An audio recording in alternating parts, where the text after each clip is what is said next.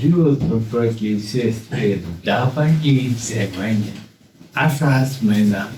И тоа се покажува секој во животот.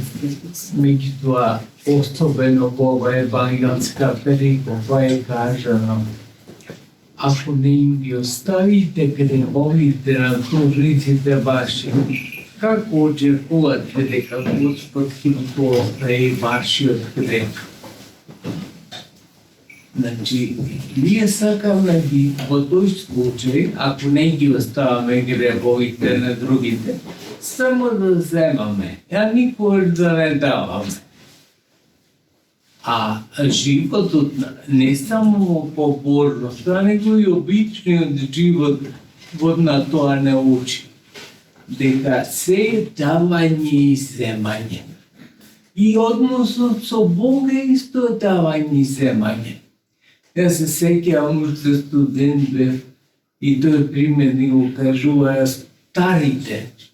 Да не дојдат празни во црквата, жена стара, значи барем ето јаболко ќе донесе во црквата.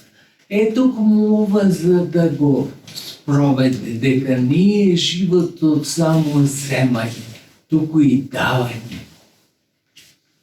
Ако не им ги оставиме на нашите ближни гревовите нивни, како очекуваме дека Господ ќе ни го остави нашиот грев?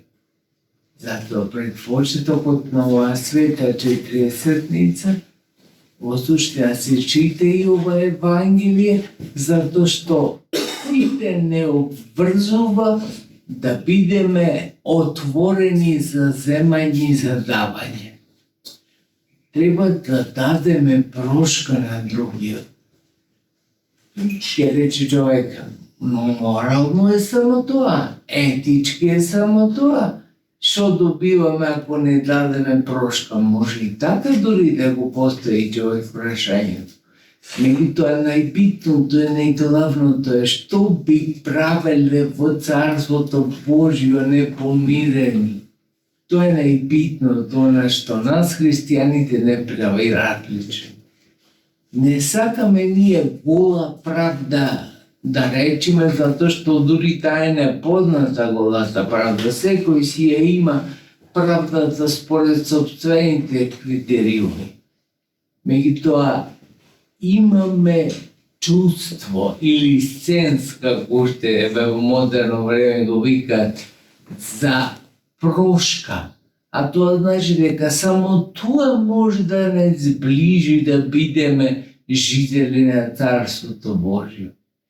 Тешко нас ќе биде ако некој не ни прости, ако ние него не простиме, а влеземе во Царството Божјо. Што ќе биде тоа мачеништво не еден ден, не два дена, не една година, тоа ќе биде вечно мачеништво да живееш со некого што ниту си му простил, ниту те простил. Затоа е потребно да се вежбаме на тоа уште сега и овде. Господ не учи на тоа. Ние кажува во суштина, ако не најважната втората лекција. Најважната секако за Царството Божјо, ама втора лекција е за да има живот во Царството Божјо мора да има помирување. Тоа помирување треба да го направиме уште сега и овде. Затоа толку ни е важно проштавањето и затоа ова недела пред светата 40 заедница на проштавање. Обично нема другите религии проштавање, особено вака јавно проштавање. Вие знаете дека старите оделека помладите оделека по старите да побарат прошка. Ланската година сеќавам еден новинар пишуваше за тоа, зошто старите, помладите да побарат од постарите прошка, не грешат старите, грешат браќа и сестри. Ние знаеме дека сите сме грешни боги. Меѓутоа, редослед во животот мора да постои.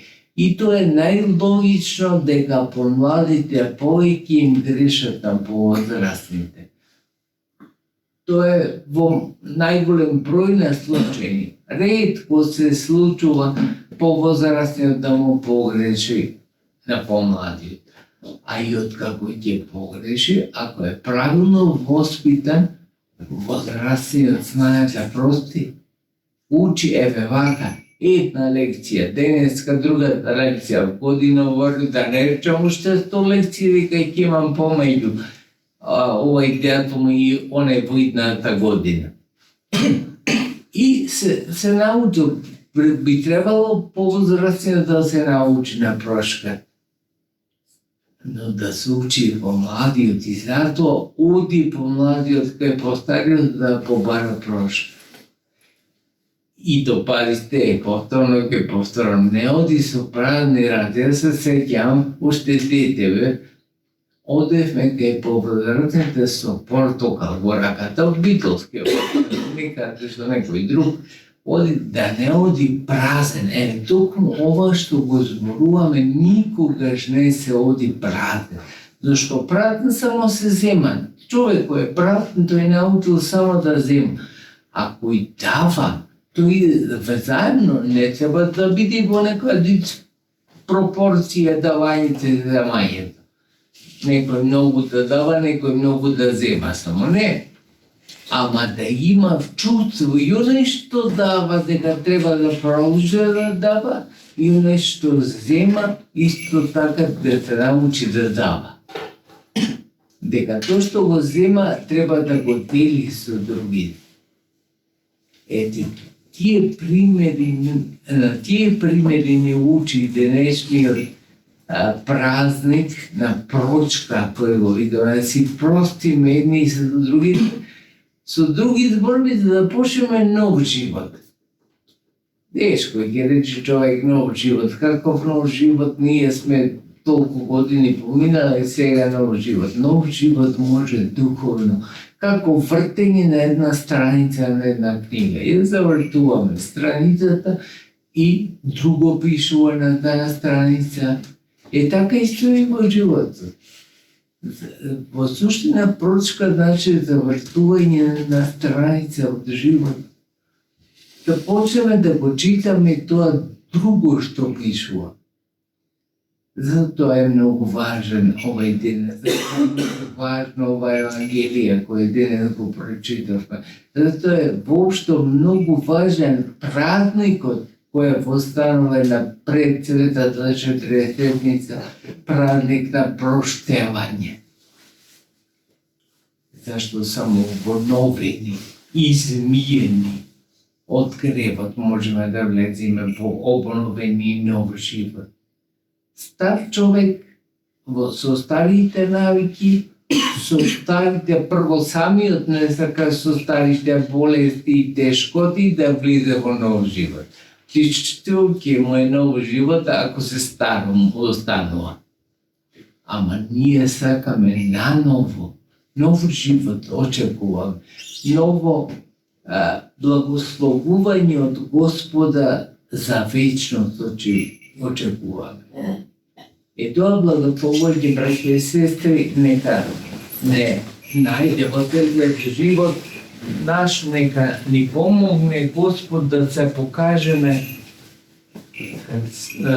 достојни, да можеме да ја носиме целата тежина на животот овдешен.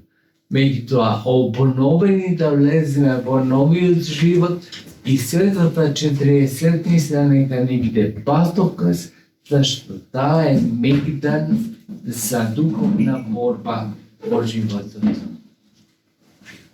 Милоста Божја да дојде на вас, да ве чувај. Исполайте деспота.